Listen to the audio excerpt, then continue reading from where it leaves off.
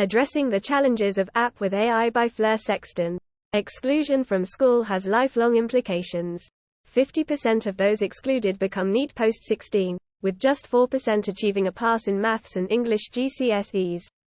Widely recognized as the pipeline to prison, statistics from prison inmates are undeniably convincing. 42% of prisoners were expelled or permanently excluded from school, 59% truanted, and around 47% entering prison have no school qualifications.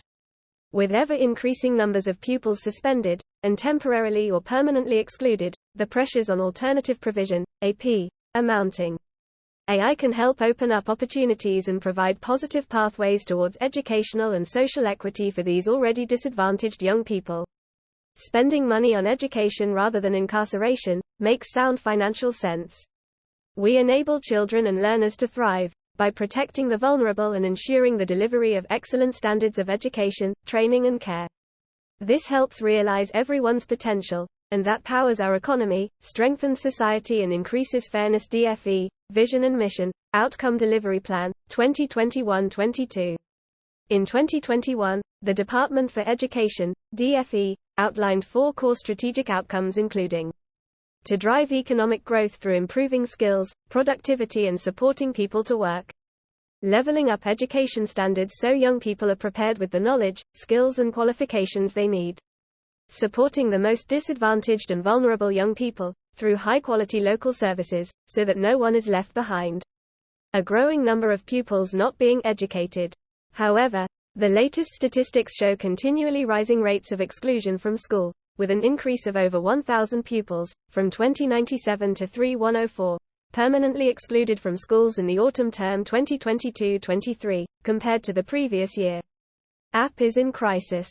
Excluded pupils on waiting lists for a placement are simply not being educated, others have online lessons or tutors. Oversubscribed AP settings lead to increased class sizes so pupils are not receiving the levels of additional support they need, and many unregulated settings provide questionable educational advantage to attendees. Pupils excluded from mainstream settings and attending AP often have well-ingrained negative associations with learning. Many have identified special educational needs, SEN, unmet in mainstream education that lead to challenging behavior. The majority have SEN but received no support, others have gone undiagnosed. The continual sense of failure and stress experienced in school often impacts pupils' mental health and well-being, or exacerbates existing social, emotional and mental health (SEMH) needs. Using AI to help educate these students.